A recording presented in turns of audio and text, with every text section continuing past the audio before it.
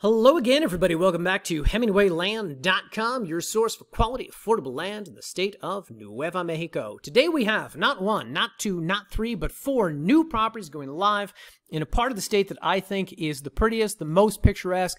I'm always excited when we get property in this region. It's up in the north central portion of the state, and I think anything in that trifecta of counties up there, Rio, Reba, Taos, Colfax, is usually the prettiest photos that we get of properties.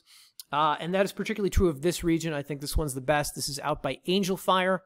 And the properties here are not only enviable because of the scenery, because of the topography, but because of the amenities that this region offers. Now, I will get to that more in just a bit. Let me do a couple disclosures here at the outset of the video. As noted, we're going to talk about 4 properties here in this video. This is going to be a subdivision specific video. So we're going to make one video. We're going to post it on all 4 listing pages. If you, the potential buyer, would like to learn the differences between these properties, because everything I discuss here is going to pertain in equal parts to each of them, you can just come down here to better compare and contrast. Come down here to the property specific notes. This will delineate whatever differences exist between these properties, location, acreage, so on and so forth. Or at the bottom of the page, as always, we have photos from the specific properties. Okay, so if you want to see what property A looks like versus property B, that's the best way to do it. And as always, guys, here on our New Mexico page, if you see one of these lots, you fall in love, you want to compare and contrast the other 3, everything's alphabetized by county. These are in Colfax County. Scroll down past Chavez, past Cibola. Here to Colfax, you will see whatever remains listed in this specific region, okay? So those are disclosures number 1 and 2, I think. Disclosure number 3, if you are the type of buyer who is looking for recreational property where you can camp or park an RV for indiscriminate periods of time, shoot guns, shoot fireworks, have your dogs bark all night at 4 in the morning. If you are the type of buyer who is looking to cook meth out of an abandoned school bus, this is not the region for you. This property is within an association, so there are membership dues, there are some covenants, restrictions, things that you will want to be aware of. So FYI, plenty of other great content on YouTube. You can navigate away now. For the 10% of you who are still with me, however, this is a really nice region. The association out here is not terribly strict. They're a little pricey, but what you get for it, I believe, is very, very worth it. So with all that said, let's get into the specifics here, guys. These 4 properties are anywhere between 7/10 of an acre and 9/10 of an acre. Each one of them is priced at $12,000. And if that sounds like a lot to pay for a piece of land, I promise you on a price per acre basis in this region, it is quite affordable. And I will actually discuss comps later in this video. For now, however, let's pull these up on a map. Here we go, finally to the map. All right, guys, as with all of our listings, GPS coordinates down here. Click any one of them, and it will bring the properties up here on the Google Maps. So, first off, I have already said this is in the north central part of the state, but let's just break this down. Albuquerque's right here. Subject properties is about 2.5 hours north of Albuquerque, northeast. More specifically, however, it sits close to the towns of both Santa Fe down here and Taos over here. If we right-click and measure distance, you will see that Santa Fe is, as the crow flies, about an hour southwest. Maybe actual practical drive time is more like 75 minutes, something like that. Taos is just about 20 minutes west of the subject property. Now, of course, the notable thing up here is that you are in the heart of some of the best skiing in America. I have mentioned this is in the town of Angel Fire. Of course, that sits right by the Angel Fire Resort over here, which is a ski resort. And then you've got the Taos Ski Valley over here, excuse me, where you have other great places that you could go skiing. So let's just zoom in on the map a little bit here. I want to show you guys something. Today we're talking about specifically a subdivision called Angel Fire Chalets. As we zoom in here, you will see Angel Fire, the town up here. You will see the Angel Fire Resort just east of this highway right here, the 434. And then you see this cutout region here on the map. This is region number 1. This is region number 2. There are roughly, I don't even know, 15, 20 subdivisions, something like that. They all fall under the governance of the Association of Angel Fire Property Owners. So the rules are largely interchangeable. Rules and dues are largely interchangeable, and they might differ a little bit sub to sub, but nothing substantive, let's say. And typically, dues on these properties vary based on acreage. We'll get back to dues in just a bit. As noted, all of these properties kind of fall into one sort of acreage price point. Well, whatever the case, these are the Angel Fire subdivisions up here governed by this organization. Let's navigate away from this for just a bit because I want to show you guys what this area looks like. As always, we sent our photographer out to get a lot of pictures of the region. This is the town of Angel Fire, only a population of about 750 up here. Of course, there's a lot of trees, a lot of forestry in this region, so having a vigilant fire department is very important in this part of the state, and you certainly see that with the community as well as with the association that we'll talk about in just a bit. Anyway, as we go through these, of course, you can see that there are some places nearby where, of course, you could get groceries, you can go get things to eat, banking, so on and so forth, and of course, the True Value hardware store. We always like to point out the nearby hardware stores because if you come out here, you start building, you hire a contractor to build, we want you guys to know that not too far away is the nearest hardware supply store where you can buy hammers and nails and wrenches and screwdrivers and whatever people need to build things. I obviously am not an expert on that. Additionally, I do want to show you just one thing here. With this structure that you see here, this is fairly representative of what a lot of the, we'll say, architecture within the region looks like. It's a lot of A-frame, log cabin type structures. You're going to see more of that in this Angel Fire community, and I'll talk more about that in a bit. Whatever the case, as we go through this, convenience stores out here, little Dollar General grocery stores, things like that, some little strip malls in the area. You can get access to chiropractors, veterinarians, hair and nails, so on and so forth. And then, finally, we get to the Angel Fire Resort. Now, as you can see, guys, these photos were taken in August.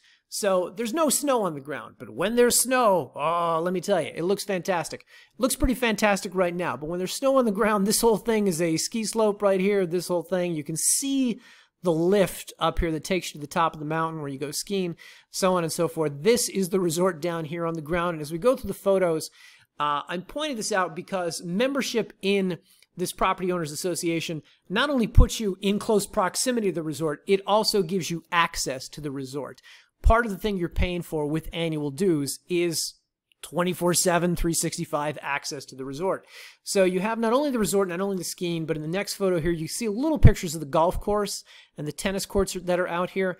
As a dues-paying landowner, homeowner in this region, you also have access to these. Of course, our photographer could not get on the golf course, so he had to fly the drone over it.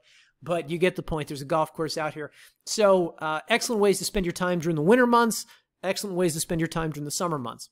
These are just some of the many pleasures you will be afforded out here. As we go through this, we see not only picturesque views of the region, but also what the resort looks at night. Probably too many photos of the resort, but you get the point. Now, additionally, guys, Monteverde Lake is part of the Angel Fire Resort community. I believe it's either governed by it's part of the resort or it's governed by the association. I'm not entirely certain of the relationship, but as a dues-paying land member, you have access, landowner, homeowner, you have access to the lake as well. And aside from this, you also have, and by the way, let me quickly say this, the homes that you see here are part of other Angel Fire subdivisions that you'll find in this region. So looking at these home sites also gives you a sense of what homes look like in this region. So again, we'll come back to that. But the point is you will have access to the lake. Now, in the next set of photos, we have the Eagle Nest Lake State Park. And let me just go back to the map here for a second. I want to give you guys a sense. So you have access to the resort, the tennis courts, the golf course up here, Monteverde Lake, which is, there we go, which is right down here. And then Eagle Nest Lake, which is a little further up north up here. Now, this is not part of the resort or the association. We're just showing it to you because obviously it's a great body of water, great place where you can go relax, boat, fish, swim, so on and so forth, and it's very close by to the property. Additionally, should be noted, you're within the heart of the Carson National Forest up here, so if you are a hunter, of course, you've got plenty of opportunity out here to go hunting anything on four legs, okay? All really right within the backyard of the properties. So let me go back to the photos here. This is what Eagle Nest Lake State Park looks like, and I dwell on these photos specifically because this region is so gorgeous, as you can see. You know, we list properties in Critters, by the way. It's the guy from Caddyshack. We try to list properties in all 33 counties of New Mexico, and this one I am always most impressed by. Most picturesque, most scenic, and I don't even think southern Colorado, I don't even think right over the border looks this pretty. This, however, is really, really nice. Anyway, guys, after we get through these photos right here, this is when we get into Angel Fire itself. Now, you can see home site number 1, home site number 2, number 3, number 4. These are pictures of homes that we've had taken over the years of getting properties photographed out here. And I'm showing all these to you because, honestly, it's the best way to get a sense of, you can read covenants and restrictions, you can talk to the, quote, Architectural Control Committee, but looking at what like-type houses are like in this region gives you a sense of architecturally what's permitted, maybe architecturally what's not permitted. But you also get a sense, I think, by looking at just these 4 photos, the difference between the types of houses you can have out here. Obviously, there's a kind of log cabin aesthetic. You see a lot of these, I guess they're called A-frames, I'm not entirely certain. But I'd say there's a big difference in what this house looks like versus what the, let's say, this house looks like. And the fact that aesthetically it's not as uniform as you would think it would be in a community like this, I think is a good sign. It tells me that the building committee out there probably approves plans as long as everything's up to code, as long as, you know, they don't even really, if you read their website, they don't even really get into the kind of things that most, quote, architectural control committees get into. So this gives you a sense of the type of latitude that you have with what you build out there. And honestly, anything further, I'd encourage you, call the association themselves, and we'll talk about that, again, a little bit later in the video. For now, let me just get into some property-specific photos here. This is from one of the properties that we're showing. This is what all the roads look like in this area. Part of the dues that you're paying throughout the year are going to road maintenance. And sometimes we list properties in associations where supposedly they spend the money on road maintenance, but it never seems like it. This obviously can be driven by any type of vehicle. Of course, if you're living up here in the mountains in the forest, most likely you're driving a pretty tough 4x4 off-road capable vehicle, something like that, particularly in the winter months when the weather gets inclement. They do take care of the roads in the winter months, but, obviously you're probably driving around a big truck. Showing you here the underground utilities. These exist on every property or most every property in this region. These, of course, are on the subject property. So you're going to have underground power, cable, internet, so on and so forth. That's all available out there. Additionally, there are fire hydrants in the region, which suggests to us that there are water lines in the region. Now, of course, this is important, not only because you want to build a house, you don't want to drill a well. I think wells are actually forbidden in this region. So you're going to get water service out here through the community. But also, of course, because we're in a densely forested region, one thing catches fire, the whole place goes up, right? So having fire hydrants throughout the area, no smoking signs, things like that. The community is very vigilant about preventing that sort of thing. So these are always nice to see. They don't exist on every property, of course, but they are throughout the community. Now, as we go into the photos here, I will tell you that every one of these lots that we're offering, and I think this is the case with probably every property we've ever listed out here, they all have a sort of slope to them. Obviously, you're in a hilly region. I have learned from experience that not to buy lots that are too that have too, I don't know, pronounced, let's say, an incline, a decline. Buyers don't really want to fight with that sort of thing when it comes to constructing a home site. So the property we're looking at here, I think, has the most pronounced slope of all the lots that we're listing. But the point is they all have a kind of gradual slope to them. And actually, if we go back to the map, just kind of zoom in on one of these properties. You could do this on any one of these listing pages. If you hold the control key down on your keyboard, and just kind of drag the mouse, you can get a sense of three-dimensionally what's going on out here. Now, obviously, we try to show it to you in the photos. We try to show it to you in the drone videos. This is another way you can do it. Absent actually going to the property and looking at yourself and walking at yourself, this is another good way to try and assess, what kind of incline, decline slope exists out here on the property. Anyway, guys, back to the photos.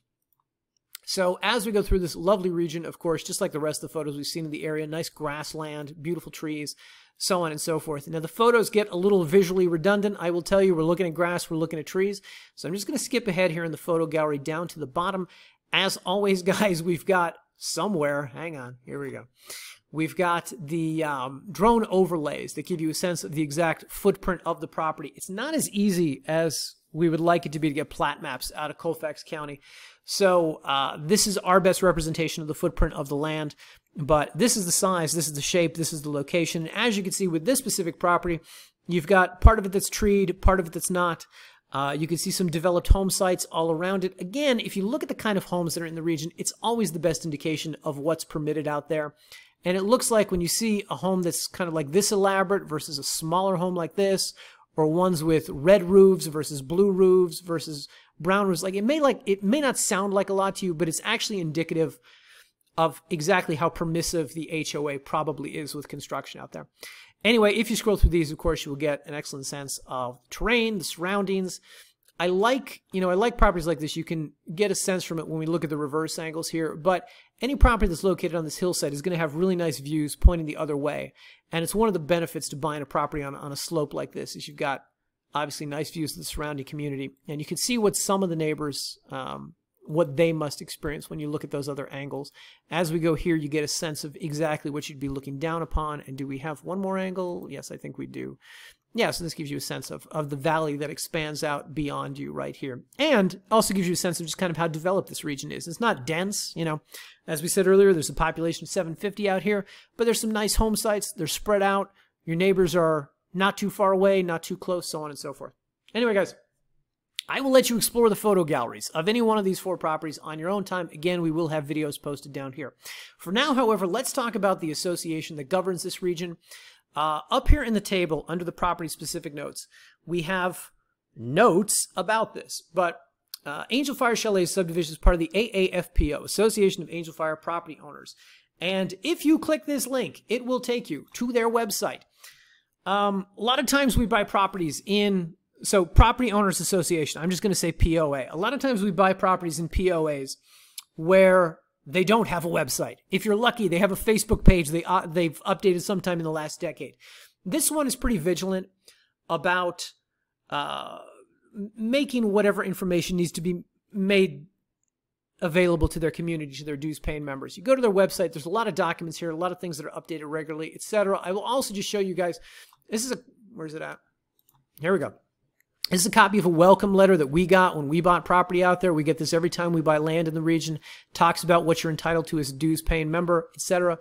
This, by the way, is linked right here on our table. So if you want to view that letter a little bit closer, read what it has to say, you can see that. Additionally, they also have a kind of newsletter they send out quarterly. It gives you a sense of what's going on in the community. As you can tell, they work hard out here. It's not an HOA where they just siphon money out of your pockets and you never hear from them.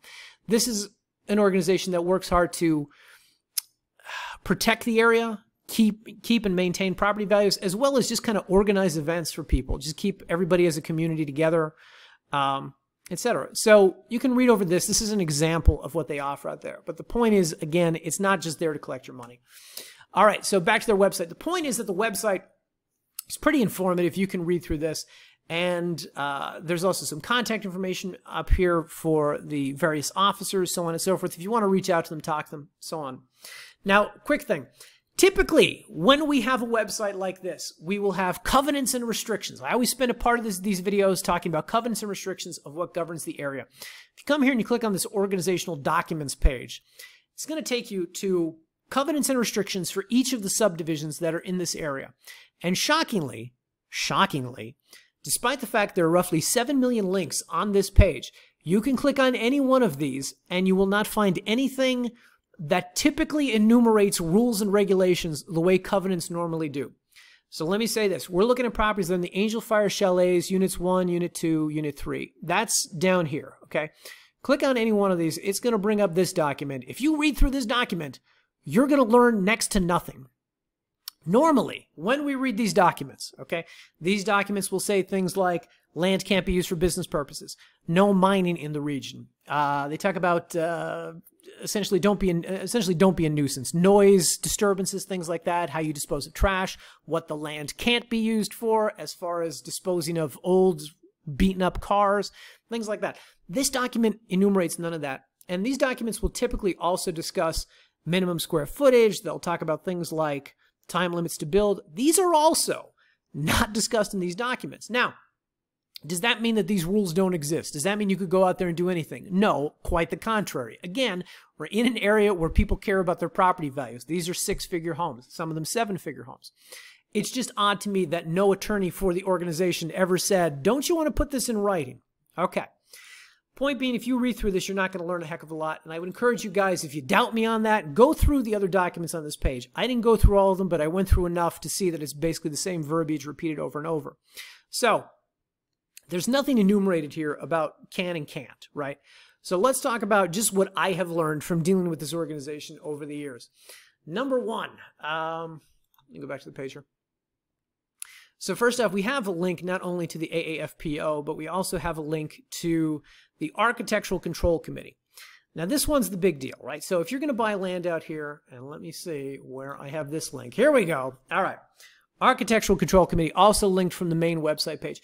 These are the people who are going to sign off on your building plans. My suspicion is if you have quote-unquote unconventional plans, hey, I want to build a tiny home, hey, I want to build a yurt, they're not going to sign off on that. They're going to find a reason to not sign off on that. But I think even something like a well-built shipping container home, something that's up to code, I think up to code is their main thing that they care about.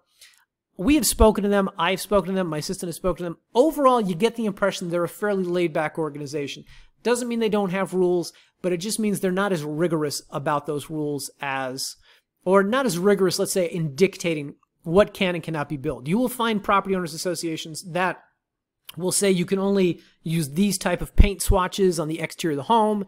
The exterior of the home must be designed in this fashion, can't be higher than X stories, so on and so forth. They don't really do that here. I've at least seen no evidence of it. Point being, guys, if you're looking at these properties seriously, I can't guide you any better than to say, call the organization, talk to them, shoot them an email. They got their phone number down here. They can talk about, you know, what they like to see in a home out there, what they absolutely would not allow, so on and so forth. In addition, let me say this. Common questions from buyers have to do with time limits on building, okay? There's nothing enumerated in these documents about time limits on building. That being said, we've talked to them and they've said, well, you know, 12 months, which the translation to me is... that's pretty much the rule everywhere. 12 months, right? You get a building permit, you got 12 months to finish the thing. If it's not finished, what happens in 12 months in one day? Probably not much. But you don't want to annoy the neighbors with a half-built eyesore. I think the reason that a lot of things aren't enumerated on this website within the covenants and restrictions is because they assume if you're coming out there to build a six-figure log cabin home, you've got a kind of common sense. You're probably sophisticated enough to not want to annoy your neighbors, right? So, and you're probably also reasonable enough. And if you signed up to pay the yearly dues, that sort of thing, you're probably of a like-type mindset where they know they can talk to you about whatever they have to talk to you about. So, that's all my speculation about it.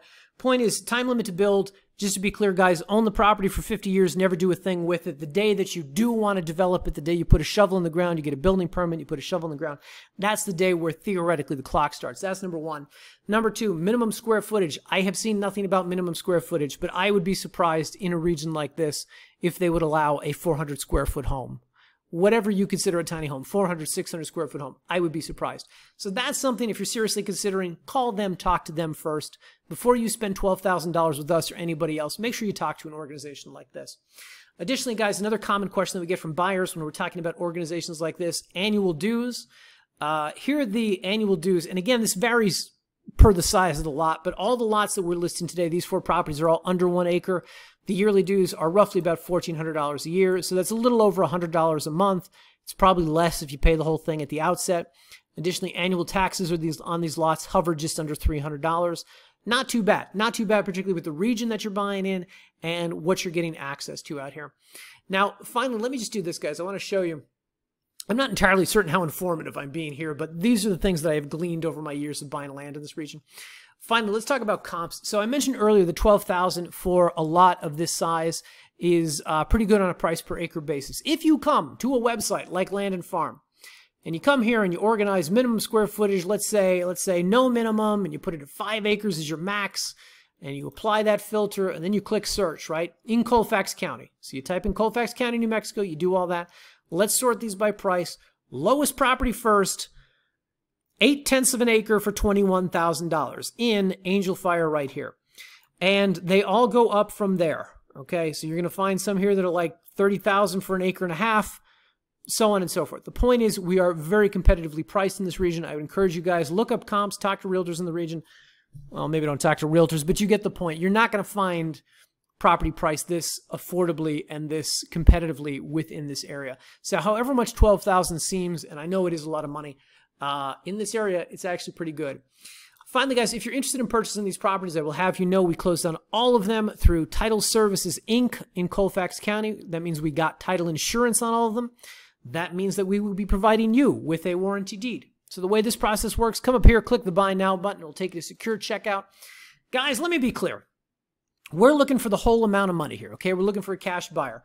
So this is a non-refundable earnest money deposit, $500. You put down the $500, that tells us you're serious. We're going to kick off a process by which we convey this property to you, and you're going to fund the rest of it, probably at close of escrow. Whatever the case, this page starts us off. Give us the legal name or names for deed. Give us your contact information. Agree to the terms of service. And on the very next page, you can enter credit or debit card information for that non-refundable, there it is, $500. The way that this works, guys, when we get into a price range like this, we recommend to our buyers, let's close through a title company. And it provides a bunch of benefits to you. One is just the peace of mind of knowing you're not handing a stranger on the internet $12,000. But number two, of course, is that you can get title insurance. My suspicion with land like this is that you're going to build on it. You might need to take out a loan to build on the land. You might want to leverage the land. You might want to use this collateral in some other loan. I don't know. But the point is you can't do any of that unless you have title insurance. So getting title insurance is always a good idea, particularly with property, kind of expensive property like this. Now, the way that this works, guys, we got a page on our website. It's called Buying From Us. How it works, Buying From Us. Come down here. It's going to enumerate this process. Type of closing recommended, title escrow. You put down the $500. We draft a sale purchase agreement. You sign it. We sign it. We submit it to title. They do the rest. And they do the rest slowly, guys. It's about a 30, 45-day process. But at the end of that process is when they request your money, and it's when they request that we sign a new deed, okay? So your money is not released to us until such a time as the property has been conveyed to you. And, guys, if you want to know, hey, what am I being asked to sign before I put down my $500? Helpfully, we have a contract right here. Click it. It'll bring up this right here. This is a generic version of one of our standard sale purchase agreements. Very easy to read. One page for signatures. You got a brother who's an attorney. You want him to review it. Be my guest. I don't care. The point is, it's a pretty reasonable contract.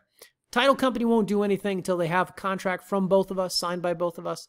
And we, of course, don't do that till we have the $500. And by the way, guys, if you're at all unfamiliar with the process of title escrow, you've never heard of it before, you've never dealt with it before, we also have a page on our website entitled Title Escrow FAQ that goes through every question that a buyer has ever asked us or will conceivably ever ask us. I promise if you read this, you will be thoroughly briefed on the process, and you will understand the benefits and maybe even one or two of the drawbacks, which are mostly have to do with time, of acquiring title insurance, okay? Oh my God, guys, I have spoken for almost 30 minutes. That is ridiculous. Nonetheless, I appreciate all of your attention during this. Hopefully you guys like these properties as much as I do. Great land, great amenities, so many great things out there. Hopefully you agree. Anyway, we will see you in the next video. Thanks again for watching.